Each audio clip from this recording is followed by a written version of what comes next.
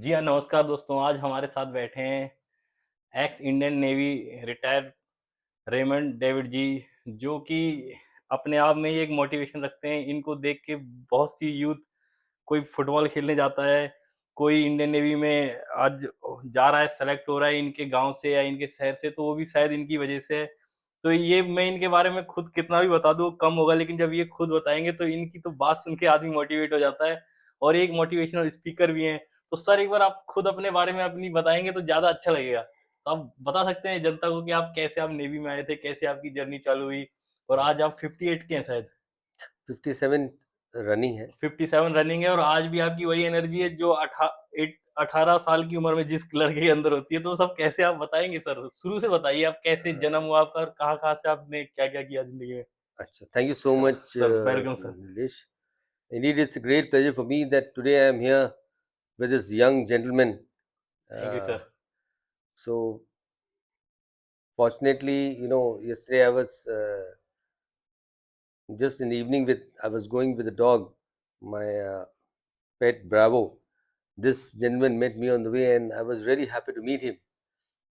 So he asked me, Raymond, would you like to speak few beautiful words sir, for everybody? And it was a great pleasure for me. Thank you sir. And today I am here in front of you. So, starting with my naval career, when I was really young, very small, I used to get so happy when I used to see the beautiful ships moving.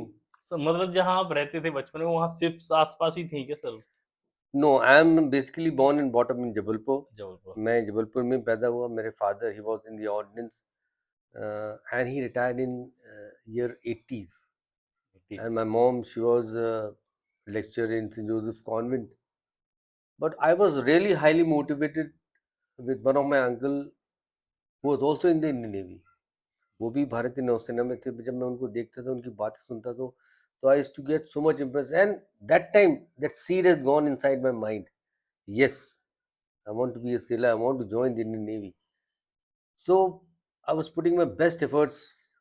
Whenever I used to see the ships, मैं बहुत खुश हो जाता था. पानी की तरफ पूरा ध्यान रहता था मेरा. Finally a day came. I passed out from St. Gabriel's Higher Secondary School. And that was the first batch of 12th standard in the year 88.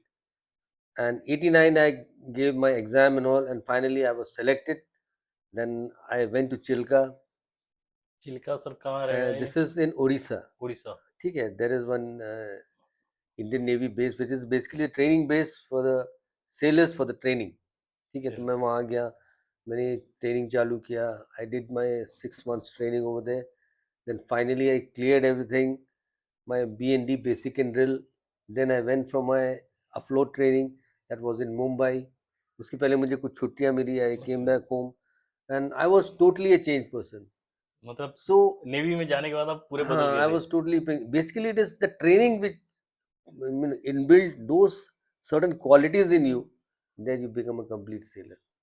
और फिर जब आप प्रकृति से बात करते हैं ना, when you go inside the sea, then you feel yes, what is life. तो वही मेरा कहने का मतलब ये है कि if you want to achieve something in life, there should be something inside which is burning. You have to bring it out.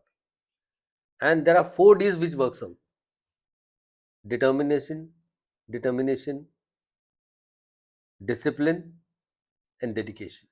ये जो डिटर्मिनेशन सर इनका कोई एग्ज़ाम्पल होगा तीनों चीज़ का अगर किसी को समझाएँ डिटर्मिनेशन, डिसिप्लिन और फॉर एग्जाम्पल देखो, अगर आप डिटरमाइंड हैं, अगर मुझे 4 बजे उठना है, तो वो अंदर से रहना चाहिए determination. Yes, I should get up by 4. मौसम मौसम किसी को कुछ देखना नहीं. You have to come out from your comfort zone. आपको उस आराम से बाहर निकलना है. एंड डिटर्मिनेशन मुझे वो अंदर से आती है बात. यस, मुझे डिटर्मिनेशन है. मैं डिटरमाइंड हूँ कि मुझे 4 बजे उठना है. अगर 4 बजे मैं उठूंगा, बिस्तर छोड़ूंगा, then I will be able to go inside the ground. Hmm, तो दिस इज डिटर्मिनेशन. डेडिकेशन, अपने आप को डेडिकेट कर दो.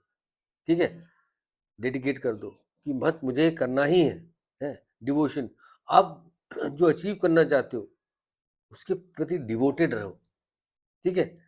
और discipline, discipline is the utmost priority in a human body. अगर मुझे ये करना है, तो करना है। कितने बजे उठना है, मुझे वहाँ जाना है, once that discipline is there inside you, things will be definitely possible. Life में जो भी प्रॉब्लम आ रही है वो आज जब इनडिसिप्लिन क्रिएट हो रहा है आपकी ज़िंदगी में आपकी वज़ह से तभी होगा, नहीं तो डिसिप्लिन्ड पर्सन कैसे भी निकलता जाएगा आगे। You can't take it as a formality. आप उसको हल्के में नहीं ले सकते। आपको मतलब बिल्कुल हर चीज़ के लिए तत्पर रहना। मुसीबत तो आएगी, that is a part of it. It is just vice versa. अगर प्रॉब्लम्स आएगी, तो आपको कैसे प्रॉब्लम से बाहर निकलना है, the problem itself will give you the solution. ये तो है सर। ठीक है ना? जो प्रॉब्लम है वही आपको सॉल्यूशन बताएगी, भाई आपको ऐसा करना है। सपोज़ फॉर एग्ज़ाम्पल मैं डिसिप्लिन में नहीं हूँ, मुझे वहाँ जाना है, ठीक है? मैं वहाँ नहीं जा पाया। क्यों नहीं जा पाया? Because I was late. Late क्यों हुआ? Because I got up late. Hmm, so यहाँ पे you have to remove that thing which is getting up late. I have to be in time.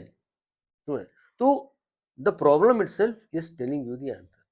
The words impossible itself says that I am possible. Very hmm, simple as that. ये तो है sir. है कि नहीं? तो मैं पूरे naval career में I had a beautiful time. Wherever I was posted, I had beautiful commanding officers. And you know, the day you grow in the Navy is such a beautiful thing. It teaches you so many things. And you are very close to the nature. You are sailing in the seas, you're sailing in the high seas, and you meet different type of beautiful officers, beautiful sailors, or of course you are very far from your family. But at the same time, a home away from home. वो एक जहाज आपके घर की तरह मान लेता था, ठीक है? घर घर से दूर, ठीक है? तो we used to see each others face and used to survive, ठीक है? When I was young, of course there used to be homesick. Homesick मतलब घर की याद आना, ये करना, वो करना। But that makes you more stronger from inside. आपको और मजबूत बनाता है वो अंदर से, और अगर ठीक वो है? उस याद में कोई वहाँ से भाग के घर चला जाए तो फिर भाग चले जाता है, the one who is little week one inside, but the moment he reaches home, he realizes, and it is very difficult for him to do little judgment that what I am doing, is it right or wrong? ठीक है? आज देखो हमारी सेना है, सेना में इतना प्यार, मोहब्बत, डेडिकेशन है, ठीक है? थिंग्स आर वेरी स्ट्रॉन्ग, ठीक है? सो ये क्या चीज़ है? It is the discipline which binds everything together, ये तो ठीक है? And I as a sailor, ठीक है? मैंने इतना सेल किया लाइफ में in the Indian Navy, then I was ex cruise liner, मैं क्रूज़ शिप्स में सेल किया। तो एवरी स्टेप ऑफ लाइफ आपका एक नया अनुभव है, हाँ सर, ये तो ठीक है? तो उसके लिए ज़िंदगी से कभी घबराना नहीं है। घर से निकलना पड़ेगा। प्रॉब्लम्स तो है, is a part of life, और प्रॉब्लम रहना ज़रूरी भी है। बोरिंग हो अगर जाएगी बोलते लाइफ हैं तो। The one who has not seen darkness, जिसने अंधेरा नहीं देखा उसे उजाले का क्या एहसास हो? हाँ, ये तो है sir. It's a practical fact of life. ये तो है सर। और life is today not tomorrow.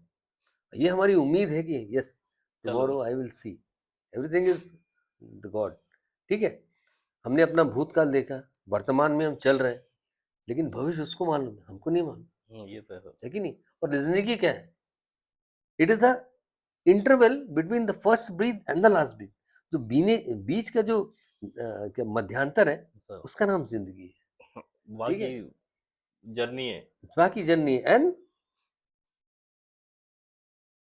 Life is something which is very beautiful, and how you decorate it, it's in your hands, हाँ, ये तो है हमें ठीक है? देखो ईश्वर हमें उतना दे जितनी हमको ज़रूरत है। हुँ, हमको ज़्यादा नहीं चाहिए, हमको कम नहीं चाहिए। ये तो है। अभी I will tell you one small story. There was a father and son sitting in one side, and a father and one son sitting this side in a garden, ठीक है? अब वहाँ बर्फ़ गिर रही है बहुत जम से। तो दोनों के जो बच्चे हैं, वो कंबल ओढ़ के बैठे हैं बिकॉज़ ऑफ द स्नोफॉल। सुनो। तो एक बच्चा उसके डैडी से बोलता है, वो ऐसा ब्लैंकेट हटाता है, बोलता है, "father see my shoes are torn." Hmm, ठीक है? All the ice are going inside. Why don't you get me a new pair of shoes? मुझे कोई नया पैर जूता खरीद के दीजिए ना। हुँ, बोला, उसका फादर बोला, definitely son, I will buy you. तो जो सामने बैठा रहता बच्चा, वह उसके डैडी से बोलता है, उसे उसे देखता है और उसकी तरफ मुस्कुराता है, और वो अपना ब्लैंकेट हटाता है और उसको बोलता है बच्चे को, see, thank God you have legs to put on the shoes, मेरे पास दोनों टांग ही नहीं है, मैं कहाँ अरे! जूता पहनूँ? तो कहने का तात्पर्य ये है, the lesson what it says, भगवान जो दिया है, की कदर करो। उसकी कदर करो, उसको धन्यवाद दो।